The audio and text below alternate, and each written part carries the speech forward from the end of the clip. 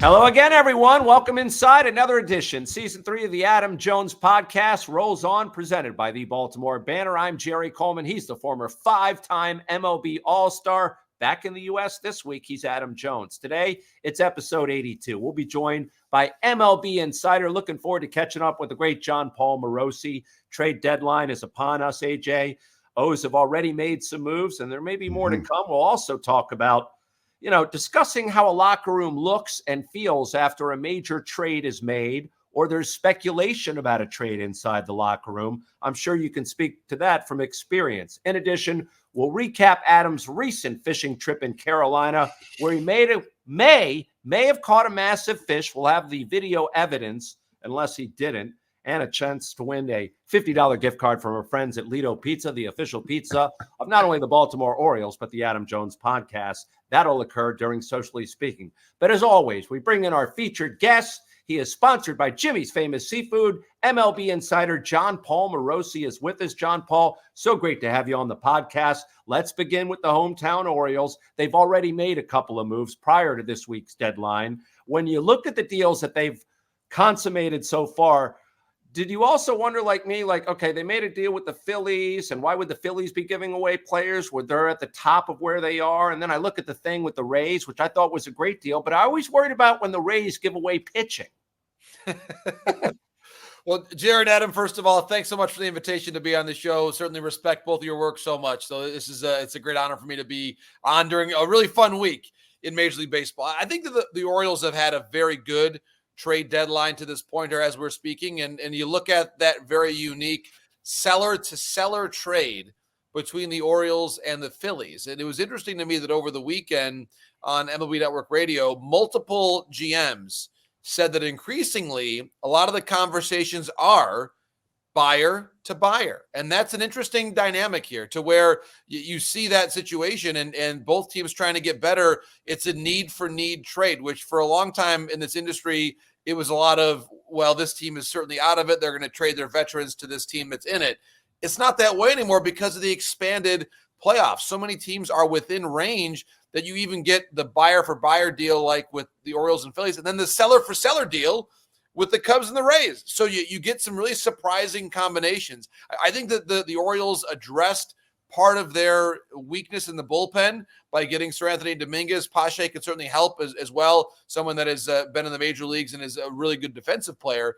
And then I think on the Eflin deal, we know the Orioles needed to get a starter. And I would also say this, that by getting someone who's been a starter in big moments in the postseason before, you're also getting someone who almost is a nice hedge regarding what other pitching moves could have been coming in the future, because that might lessen the price that you have to pay for other moves in a way that basically the opposing GMs could say, well, now I know you've already addressed your rotation need to some extent, and so you're not going to be as desperate in making offers going forward. So maybe getting Eflin ends up lowering the price on other moves that you might make.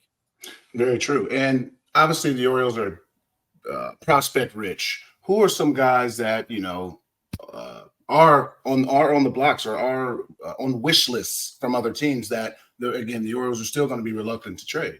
Yeah, Adam, I look at almost the entire Norfolk roster with how talented they are. And honestly, one player that I've been hearing about a lot lately and who I've got my eye on here this week is Kyle Stowers, because he's someone that has already been up to the major leagues. I think he's a major league outfielder.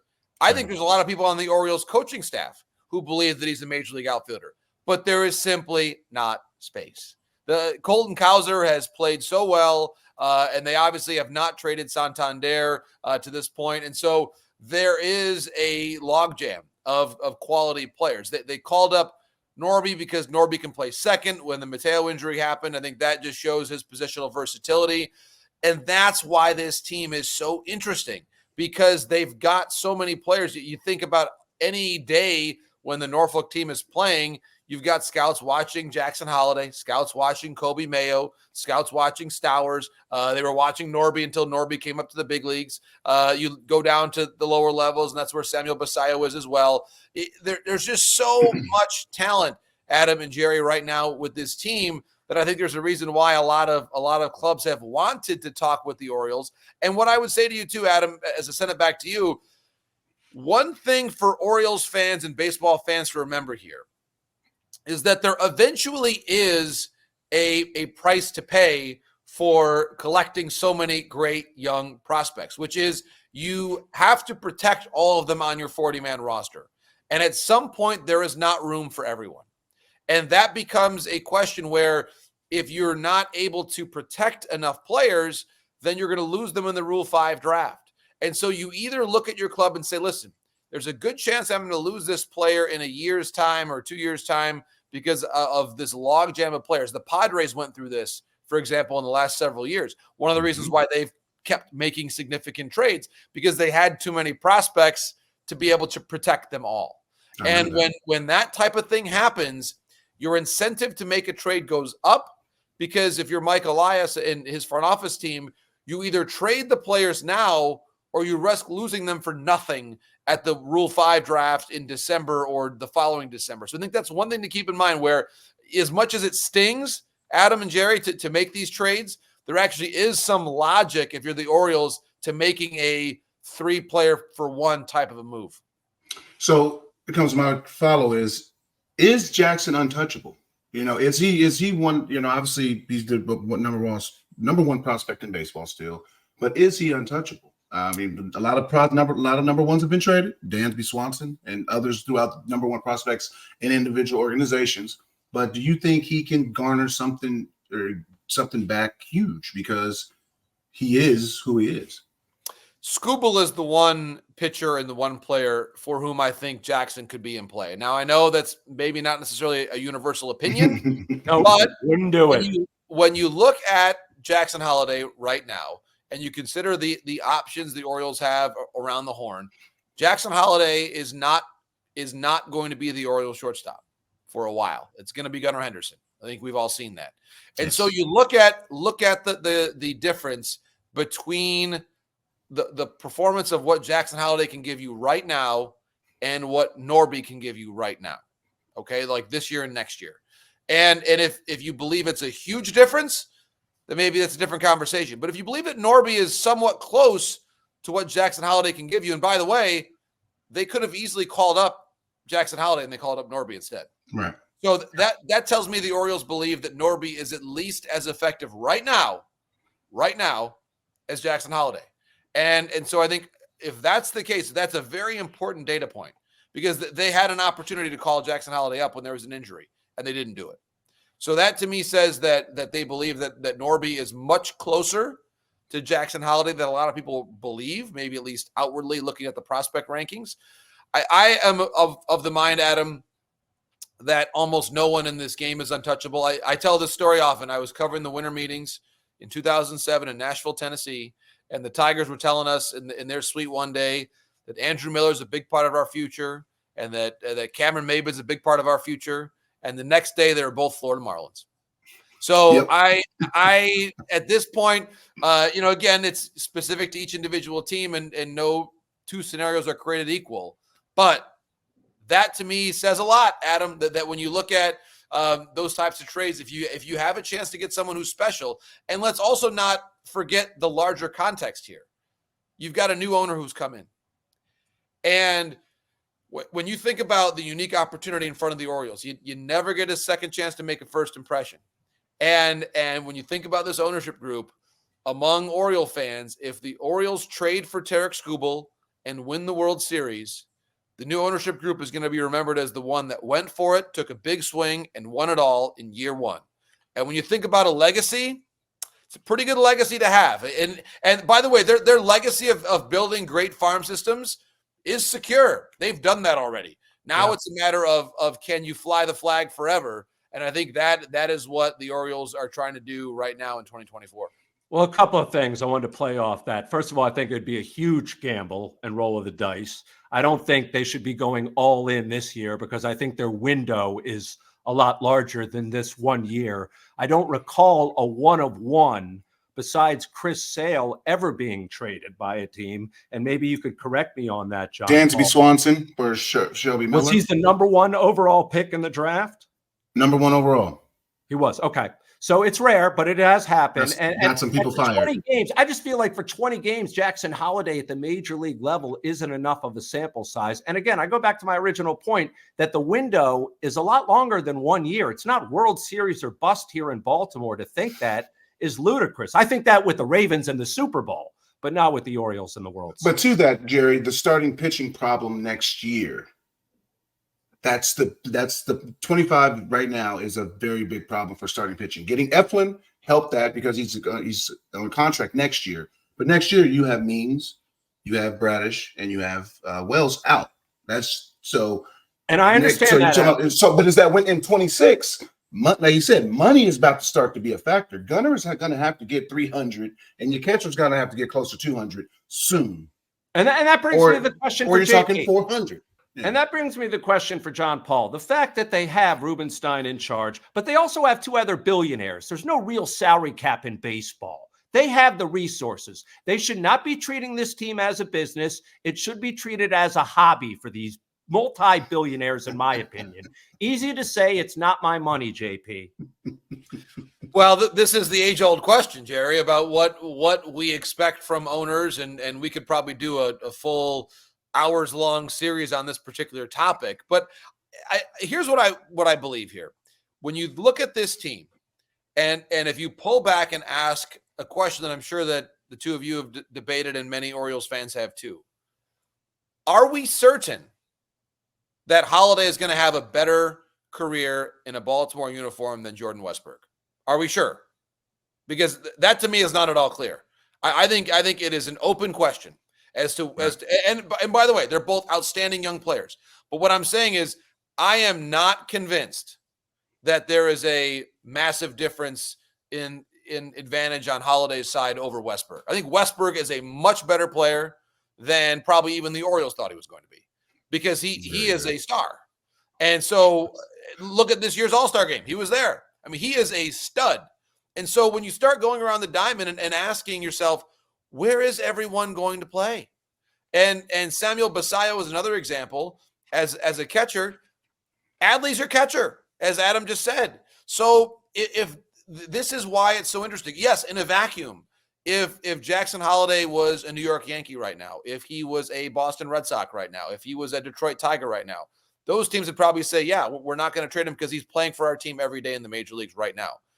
He's not playing in the major leagues right now for the Orioles. And the guys who are ahead of them, it's not as though the guy is about to leave because he's going to be traded or become a free agent. I mean, these guys are part of the future. The players who are ahead of Stowers and Basallo and Jackson Holliday and Mayo to an extent, they're part of the future. They are going to be there. So are you going to pass up a chance to get Tarek Skubal because you want to have some insurance at AAA in case someone pulls a hamstring? That's not really, to me, a compelling reason to keep a player and to not address an issue that, as Adam points out, is not going away. So you either are going to allocate a ton of money this wintertime to signing Burns or whoever the free agent is. Blake Snell becomes a free agent and he opts out and you sign him, whoever it is. You're either going to spend a ton of cash on that or you're going to make this trade. And to Adam's point,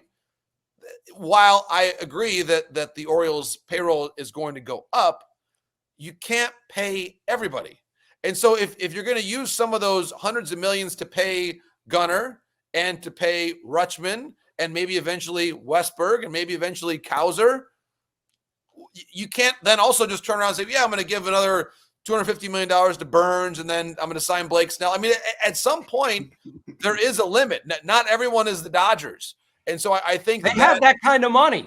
Well, but the market. Let's put it this way: we have not seen them. We have not seen them approach their business in that way yet. They may be, but I'm not convinced yet that Baltimore is about to become the Dodgers East. And so, until that is evident to me, I'm going to assume that they're going to behave like a large market team, but a rationally spending large market team. I got a good question on the ownership about the ownership. You know, how has that been just about around the league with the Orioles having new ownership and people knowing and understanding that change is coming to the Orioles organization, and they're going to be buyers, instead of sellers, and they're going to keep some of their guys. Yeah, I think, Adam, it's a great point, and you both know, and you lived it on those playoff runs with the Orioles. When the ballpark is electrifying and the team is competitive, there's no better place to be in baseball. There really isn't. I love going to Camden Yards, and I think that players, and remember this, the generation of players, they're certainly younger now, obviously, but they still know what Camden Yards was like in the 90s, and they also know what it was like last year and what it is like right now. So there's a real sense and understanding of what this team can do. I think, by the way, that to the earlier point about the Rubenstein ownership group, if money was totally unlimited and they could make any offer at any point in time, I would expect that Corbin Burnes would have already been signed by now, right? I mean, like if you were able to, if money was no object, truly no object, I would imagine that he would already have a 6-7 year extension, and he doesn't. Well, they haven't been proactive in spending just yet. I think they're just sitting back and waiting since they became official. And by the way, they should do that. They should.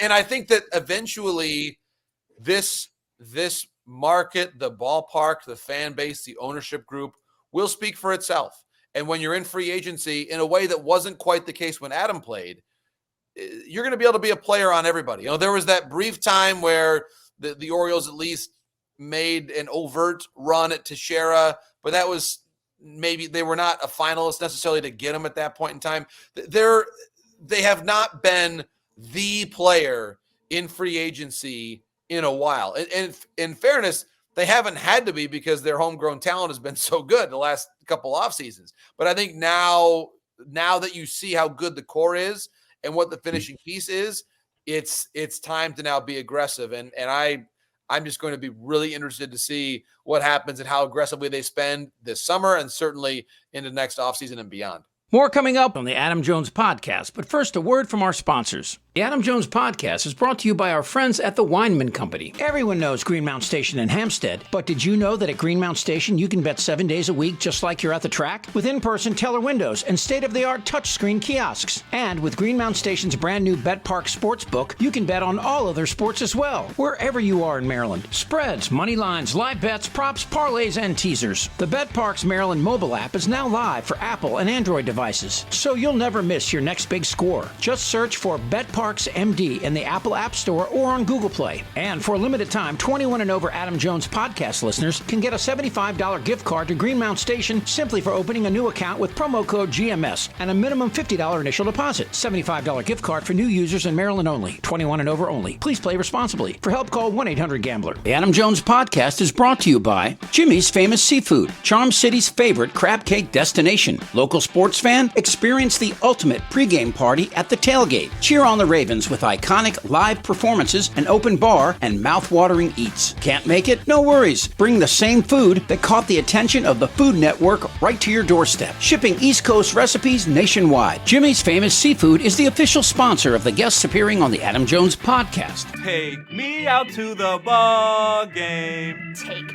me out with the crowd. Buy me some peanuts and Cracker Jacks. I don't care if I never get back. Marylanders are adding a seventh-inning stretch to their day with fast play home run riches from the Maryland Lottery. You could win a progressive jackpot instantly and enter to win cash for Orioles home runs. It's my new ball game.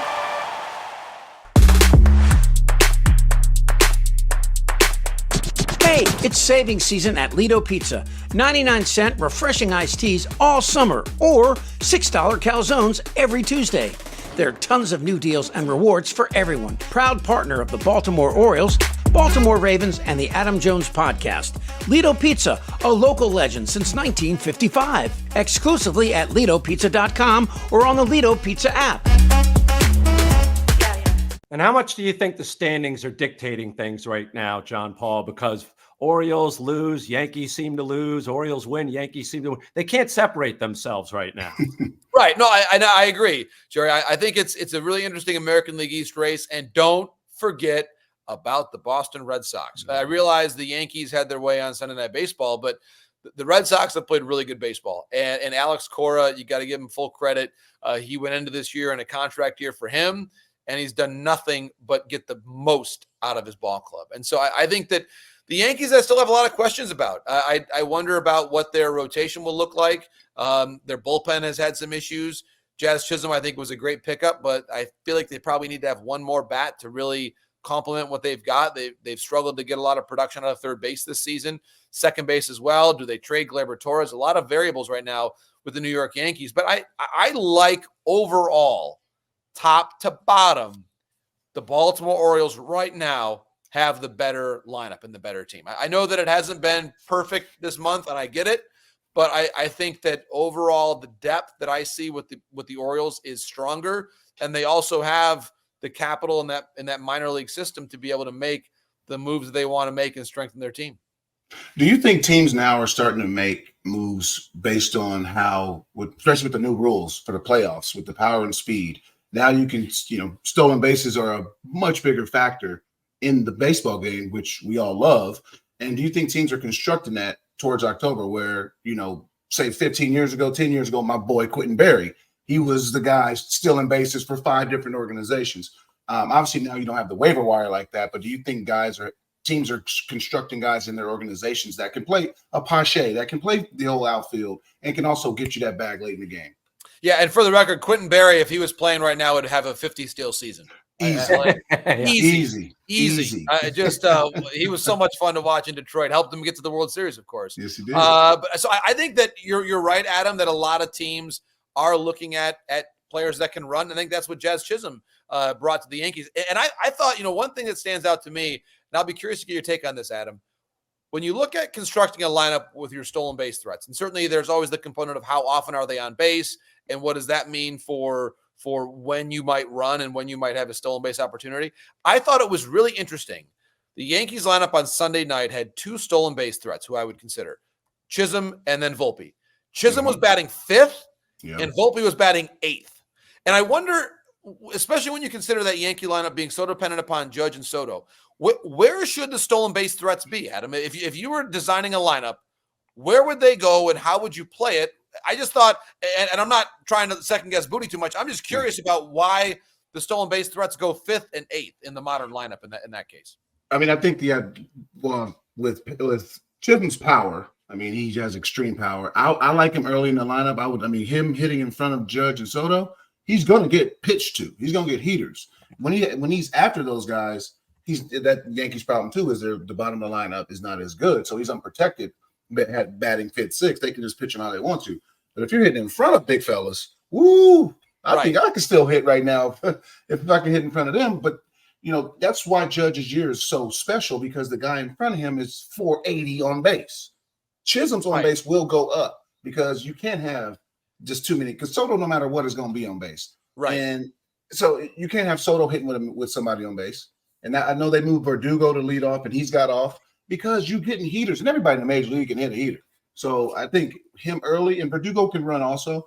But he said Chisholm adds so much more athleticism to their lineup, because again, the middle of the lineup is big, bulky guys, some hairy guys, and Chisholm will run. He's got 20 plus bags. Volpe at the bottom, if he's hitting 9th, 8th. I don't like 8th. I don't know why people just hit the dude 9th. You know what I mean? 9, just hit the guy 9th. If you have a catcher that can't hit that well, just hit him 8th. Have him hit 9th. Turn it over. Don't have a slow guy hitting in front of speed. You know what I mean? That's the worst thing now. You have a 9th hitter who's just slow, hitting with guys hitting doubles, trying to score him. Just hit the guy 9th. No, that's a great point, Adam. And I love the way that you're describing it and laying it all out. I think it's so interesting when you think about lineup construction now and how the speed integrates with that. And it's almost like, as you're describing the Yankees, they almost have 2 separate lineups. They're going to play one game with the top, and then as soon as it flips over, maybe with Jazz in the middle, if he stays in the middle, it's almost a different team in the second half of the lineup. You're going to be much more, maybe a little bit of small ball here and there, and then wait for the big guys to come up again. But I think it's a great point. And that's why, by the way, when the Orioles are rolling, I don't really see a delineation in their lineup. I see it's more like 1 through 9 depth. I see threats everywhere. When the Phillies are going, I see threats everywhere. Now it's maybe not quite the same the last couple hitters, but if you've got Marsh or now Hayes batting sort of towards the latter part of the lineup, like Austin Hays, especially against lefties, crushes lefties. Like they're going to be a really, really good team, I think, in the playoffs, because I think unlike the Yankees, where if you feel like you can pitch around one guy and hope the other one's maybe not going great at the moment, then you feel really good about yourself. With the Phillies, you do that, and all of a sudden it's Real Muto, it's Castellanos, it's Marsh, it's Hayes. Even if you get past Turner, Schwarber, and Harper, that's a tough team to deal with. Very. Hey, John, regarding Mike Elias, he's a reigning executive of the year. There's some out there, though, and it's crazy to me, wondering, what's the next biggest deal he's going to make besides acquiring Corbin Burns? He's drafted as well as anyone in baseball, but I guess he'll be judged a lot by the trades that he makes going forward as well. He will, and I think that part of it is, and this is where to be a fly on the wall of the organizational meetings right now would be such a thrill, because let's think about this.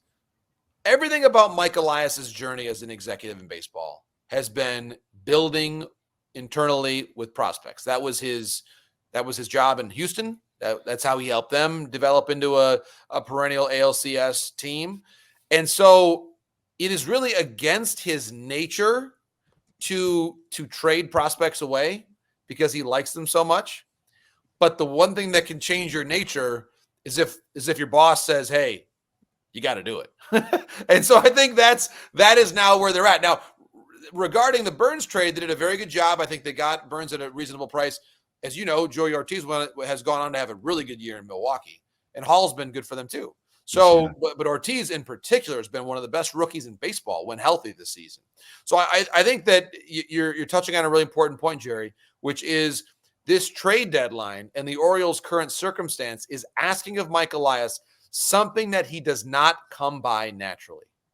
And that's why it is so interesting as observers of the game to see how he handles it. There's going to be probably some creative tension between the two parties. I'm sure Brandon Hyde wants an ace.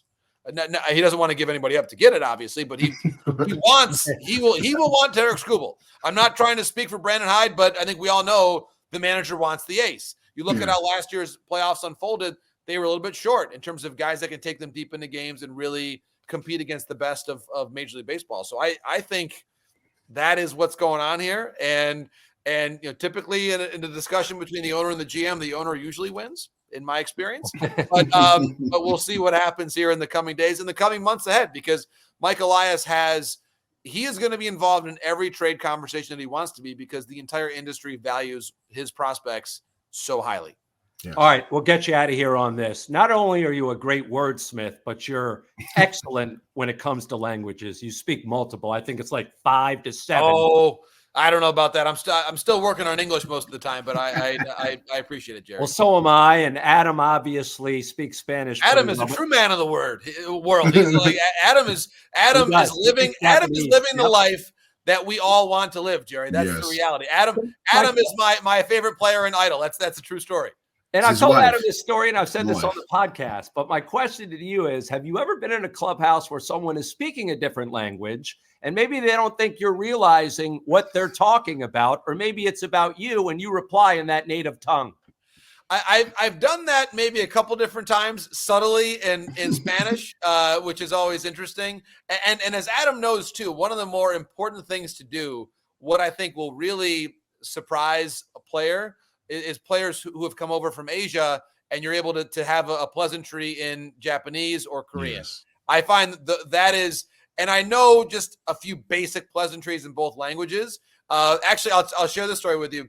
In spring training, or actually was early in the season, Dodgers-Giants game, I approached Jung-Hoo Lee to say hello. Now, I had interviewed Jung-Hoo Lee in Japan, actually, during the Premier 12 tournament in the fall of 2019.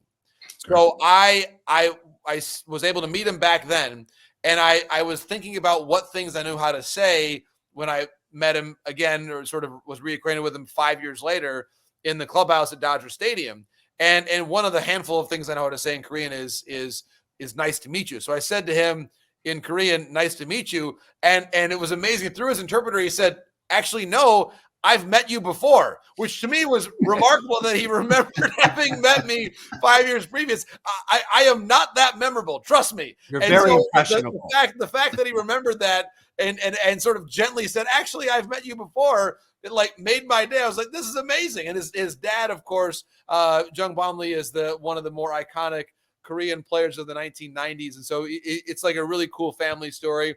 And as Adam knows, I'm hoping to get over to the Premier 12, which is happening again this fall, 5 years later, which is going to be so awesome. Cool to watch, to be able to see this amazing display where basically, as Adam knows, the best Japanese and Korean players who are in those leagues play, and our best who are outside of the 40-man rosters will play. So you might see a combination of players who are in Japan right now, like a Carter Stewart, for example, would be eligible to play in that tournament, and then some prospects, because the last time Team USA played in the Premier 12, Alec Boehm was on that team, Jake Cronenworth, Dalton Varsho, Brent Rooker. There was a lot of players. Joe Adele was on that team. So players that we've now seen in the major leagues were all on that team. So I look at it as a tremendous chance to see the next generation of major league talent on both Team USA and, of course, Team Japan, Team Korea. So I can't wait for that. And yes, I'll be working very diligently on my Japanese and my Korean language skills between now and then. He is the great, impressionable, and never forgettable Jon Paul Morosi. It's been our privilege for having you on the podcast. Let's get you on again soon. You got a deadline, so we'll set you free, John. Thank you, Jared and Adam. My pleasure, my friends. Always enjoy our conversations and keep up the great work on the podcast. And Adam, I look forward to seeing you around the baseball world next, wherever that may be, my friend. All the best. Yes, sir. Always good to talk to you, brother. All the best, JP. Thank you. Wow, he was great. He was always great. You've known him for a long time, too. No, long time. I met him when I first went to Detroit, and he came up to me, and he was a young reporter, still in the game, crushing it. Now he's a national guy, and you see him on TV a lot, which is a good thing. That means he can talk well. He's got a face for TV. We got unlike a face for me. YouTube. We got a face for YouTube. I got a face for radio. Radio. No, he's just one of the good guys in the game, and always highly respected and always fair. He's just trying to do his job, Now, what are the odds that he stays on the whole podcast like last week's guest, John Means?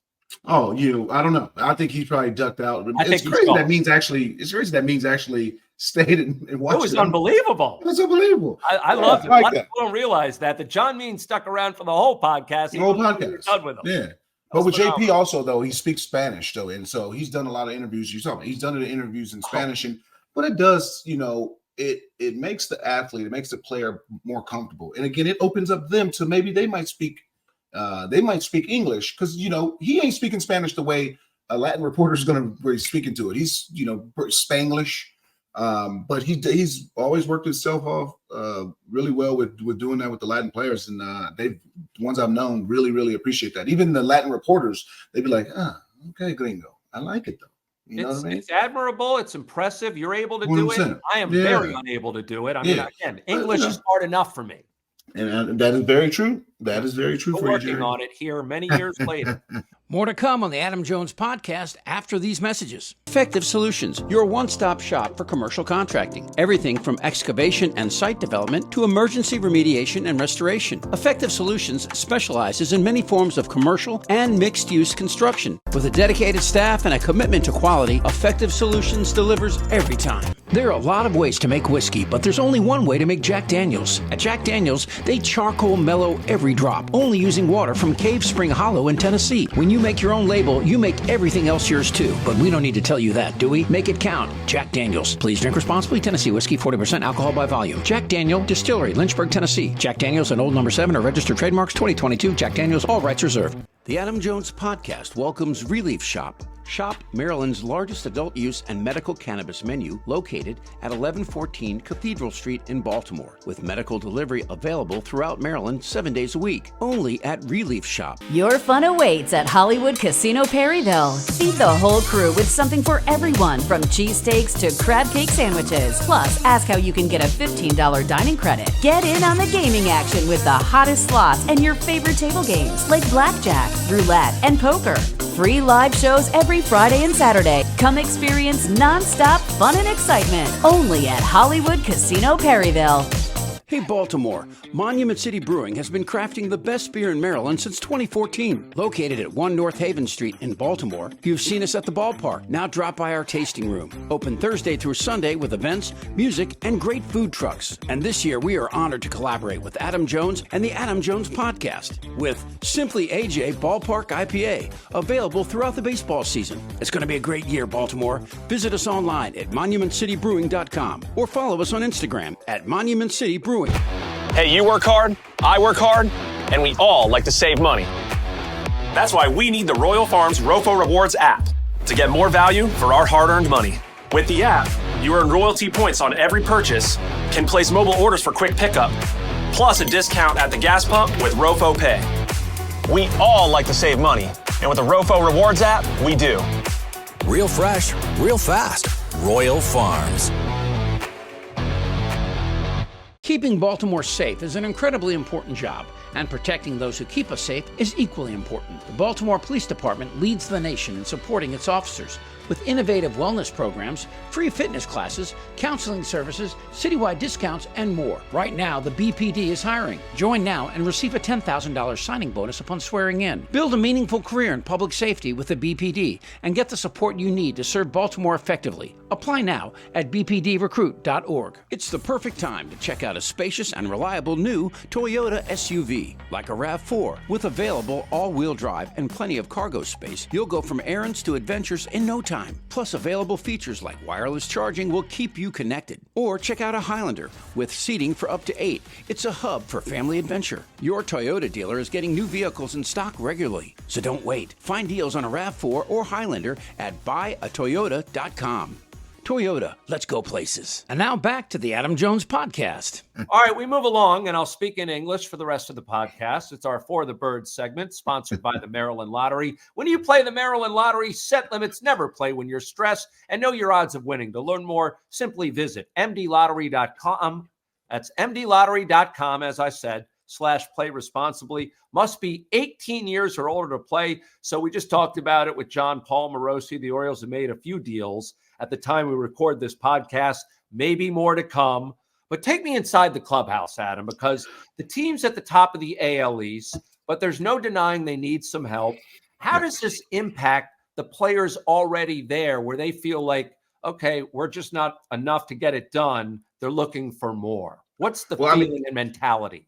You know, I talked about it earlier, like months ago or something, about how I always wanted to ride with my guys. You know what I mean? We started I'm going to start and finish with these guys. Reality of it is you need other guys. You know what I mean? If you're in third place, well, there's a reason why. But see that when you're in first place, there's still a reason why you're in first place. It's a good reason, but there's still something that is needed. Now, if you're a buyer, you go out and get something. We were in first place in 2014. We went and got a shut down eighth inning Andrew Miller. You know what I mean? We had to give up something for it, though. We gave up Eduardo Rodriguez, who ends up is a very, very good. He's a very good pitcher. Yep.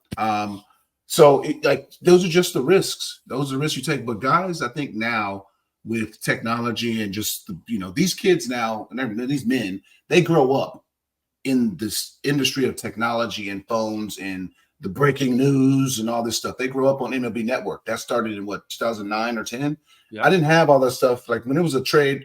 You can speak better. When it was a trade, 20 years ago, newspaper, exactly, a newspaper, or it was a phone call, or like Sports Center. It was like something that you wasn't able to find out, like sitting in your chair in a baseball game, like trade. Oh, well, hey, he's about to get traded. You couldn't do that. So I think these kids now understand that it really is a business. This team likes me, I get all that, but hey, I think everybody in Norfolk understands that. Bro, we're all good, and we all know we all can't hit 330 in the minor leagues. Why are we all in the major leagues? I think they know that moves are inevitable. And we talked to DL, and I talked with him on the side, and he's like, it sucks, but it's like you can't have AAA championships. Those aren't cool. No. That means you got too much damn talent in there. So, Buck Britton, he's awesome because he's AAA manager of the year every year. But it's like John Paul said, it's coming to a point where they have too much talent, which is a great problem to have. There's no bad things about it, But that's why, before guys reach arbitration or you have to protect them, you either got to move them. And the Padres, that is a good point. I forgot about that because their old GM spent a lot of money. And I think Prowler did spend a lot of money because they had to spend their international money in a time in a window. And he spent like 50 or 60 million and got like 30 international players. And it just comes time where you have to protect them. And if you can't protect them, you trade him to get something. Because again, if he's not in the major leagues playing with you every day and you don't see that happen in the next 2 years, then you have to trade him and get something. It's a business, man. it's a business. And I learned early, you have to strip the emotion. You might like this guy. He might be cute and he might be just terrific and just a clean cut and just fit. It's a business. And the sooner people really understand it, and I think this new generation understands that really, really intensely. And I think the fans do too. I think they do sort of agree, but they look at it as a game and as a sport from their perspective. Well, they look at it as a game and a sport, but they know it's a business because the reason why they know it's a business is when they have to pay to get in to see the sport. Exactly. So when you're spending all this money on season tickets, that money is allocated in your budget. That's a business. So I think they understand it. You can, especially like Baltimore, where it's a charm city. So the fans here love the players. You know what I mean?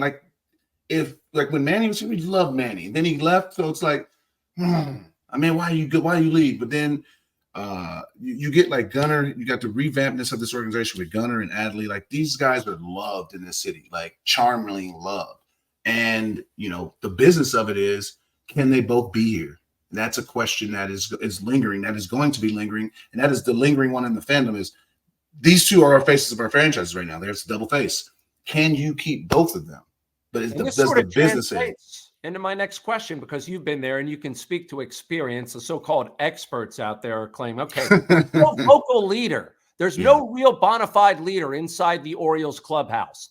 Is that accurate, A? And do you really need someone to come in and chew out a player or two or turn over the food spread in the post-game buffet to really get the team going? Is that a necessity?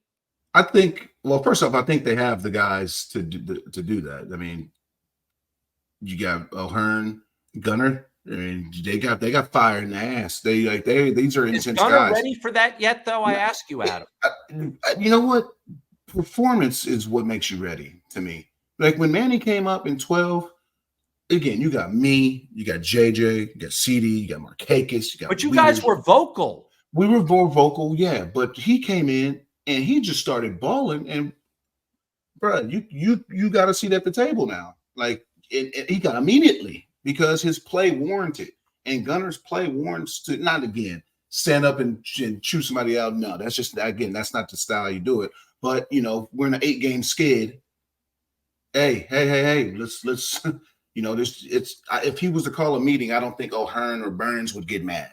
You know what I mean? I think obviously Adley being a catcher, Wieters was great at that.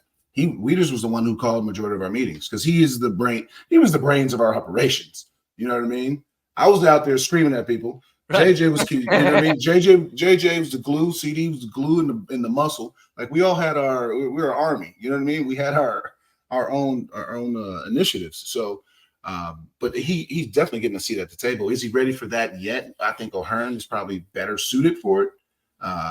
But dude, I think they have a team to where they all get it and they all understand it. And having Brandon Hyde, who again with the understanding the rebuild, he's had all these guys very young, so he knows them. He knows the intimacy of these guys, and he knows how to speak to these guys. So I don't really think in this day and era you need that Hal McRae. That's going. You don't need that anymore. So I think I think in the modern day, I think they understand that you're in a 5-game skid. Everybody's talking to you about it on TV everywhere you go. Hey, can they make it? Can they do it? So I think it's already ingrained. The fire's already lit under guys' asses. All right, let's travel beyond Baltimore. This is our national and sometimes international perspective. It'll be national this week because Adam's still in the U.S.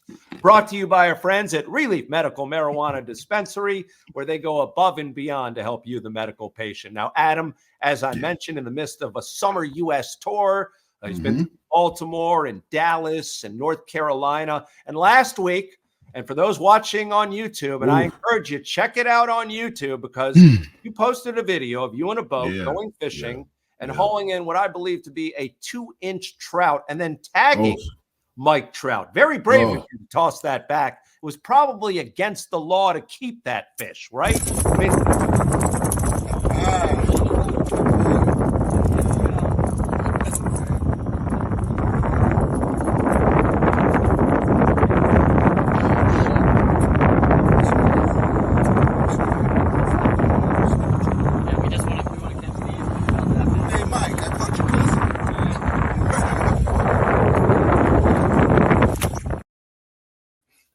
you caught his cousin, his little cousin.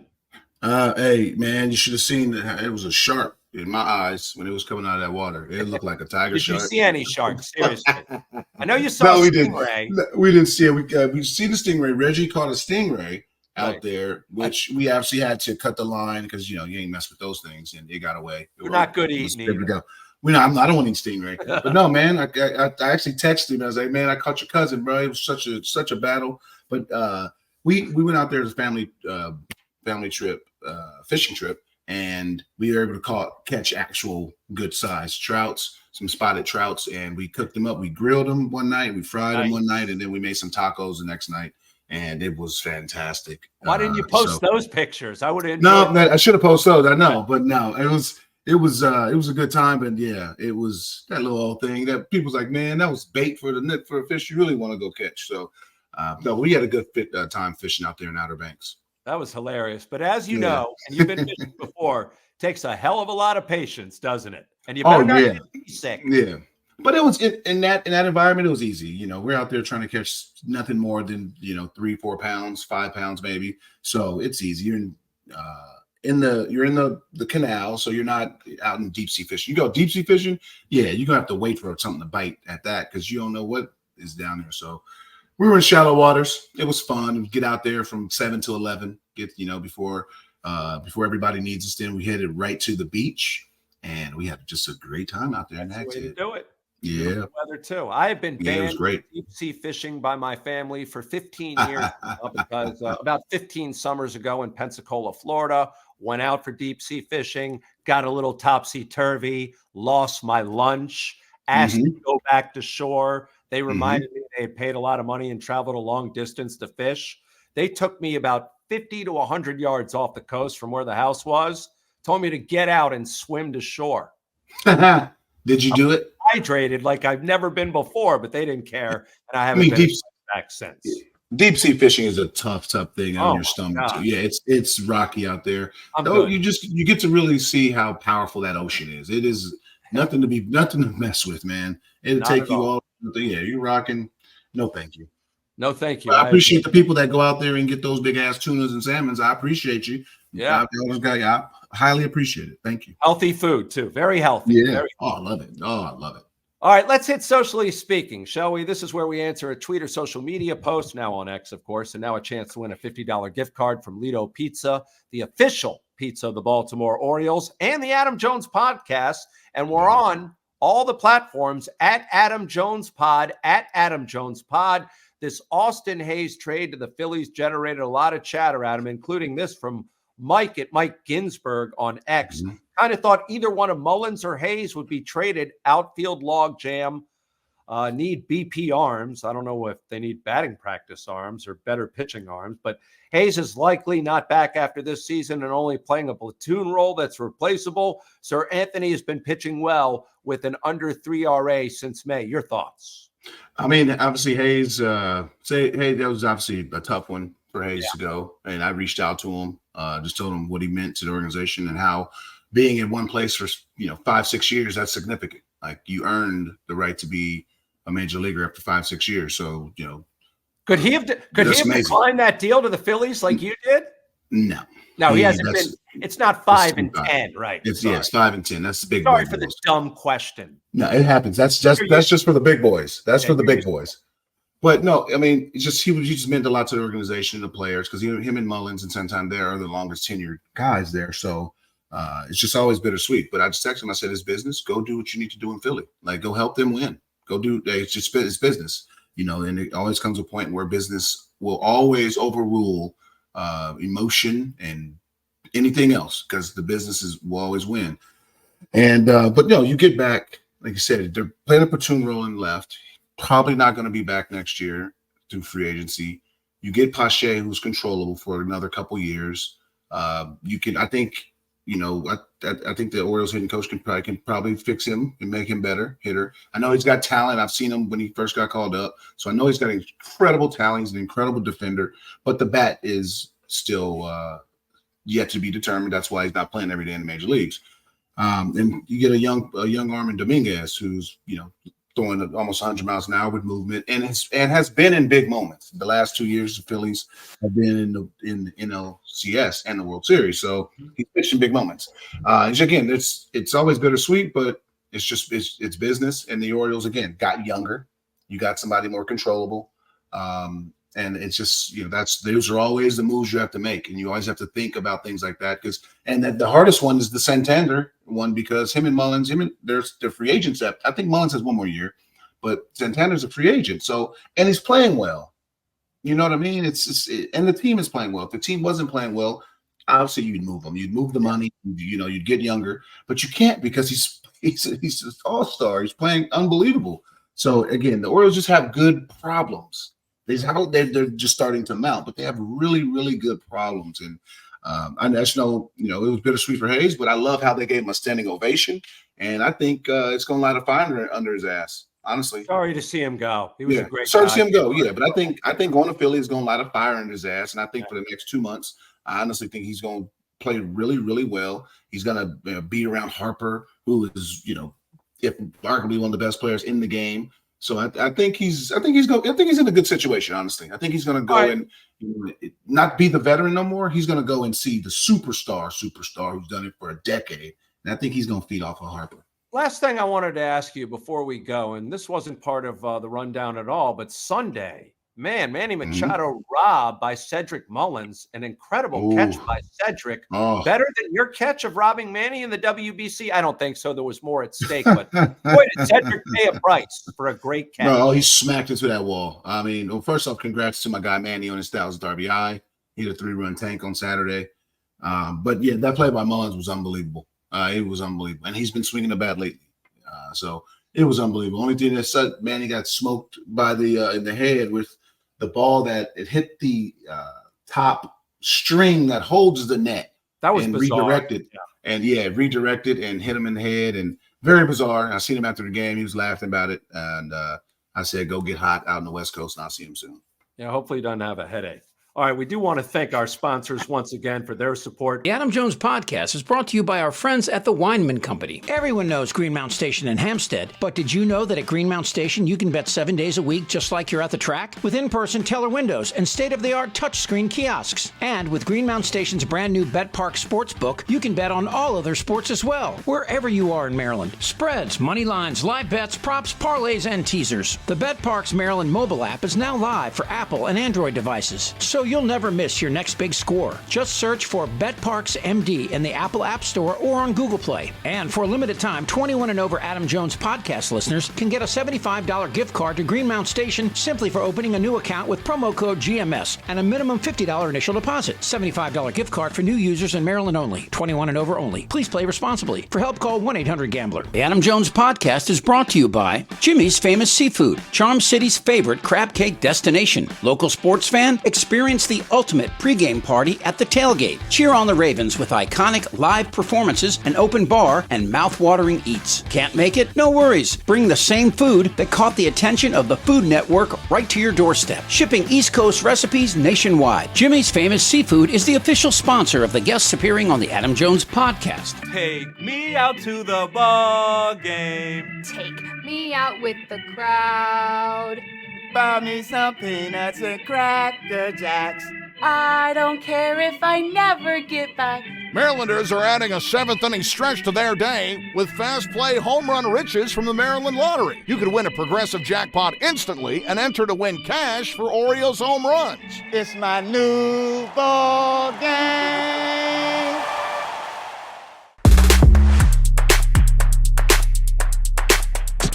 Hey, it's savings season at Lido Pizza. 99-cent refreshing iced teas all summer, or $6 calzones every Tuesday. There are tons of new deals and rewards for everyone. Proud partner of the Baltimore Orioles, Baltimore Ravens, and the Adam Jones Podcast. Lido Pizza, a local legend since 1955. Exclusively at LidoPizza.com or on the Lido Pizza app.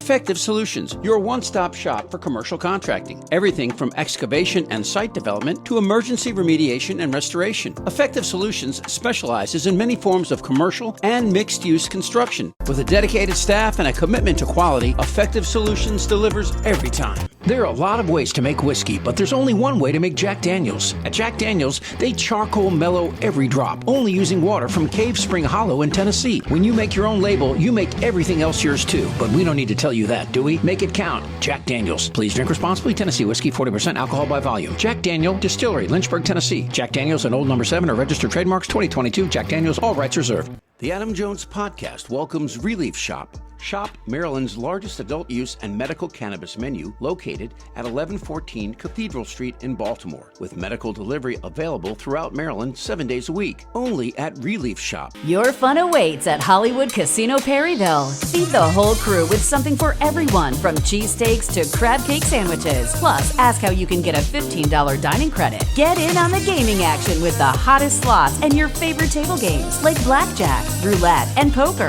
Free live shows every Friday and Saturday. Come experience non-stop fun and excitement only at Hollywood Casino Perryville. Hey Baltimore, Monument City Brewing has been crafting the best beer in Maryland since 2014. Located at 1 North Haven Street in Baltimore, you've seen us at the ballpark. Now drop by our tasting room. Open Thursday through Sunday with events, music, and great food trucks. And this year we are honored to collaborate with Adam Jones and the Adam Jones Podcast with Simply AJ Ballpark IPA, available throughout the baseball season. It's going to be a great year, Baltimore. Visit us online at monumentcitybrewing.com or follow us on Instagram at Monument City Brewing. Hey, you work hard, I work hard, and we all like to save money. That's why we need the Royal Farms ROFO Rewards app to get more value for our hard-earned money. With the app, you earn royalty points on every purchase, can place mobile orders for quick pickup, plus a discount at the gas pump with ROFO Pay. We all like to save money, and with the ROFO Rewards app, we do. Real fresh, real fast. Royal Farms. Listeners, tell your friends. The Baltimore Police Department is hiring the next generation of officers. Starting salary is over $61,000. Plus, you'll receive an additional $10,000 signing bonus upon swearing in. Apply today to start your career in public safety. This is a great opportunity to serve the city you love and start a career that makes a difference in your community. Apply now at bpdrecruit.org. It's the perfect time to check out a spacious and reliable new Toyota SUV, like a RAV4, with available all-wheel drive and plenty of cargo space. You'll go from errands to adventures in no time. Plus, available features like wireless charging will keep you connected. Or check out a Highlander with seating for up to 8. It's a hub for family adventure. Your Toyota dealer is getting new vehicles in stock regularly, so don't wait. Find deals on a RAV4 or Highlander at buyatoyota.com. Toyota, let's go places. Also, thanks to senior executive producer Chip Franklin for putting this latest episode together. He is a chip off the old block with the emphasis on the word old. Go out and subscribe to the Baltimore Banner. Until next time, be real, be kind, and make sure to be back for another episode. It's the Adam Jones Podcast.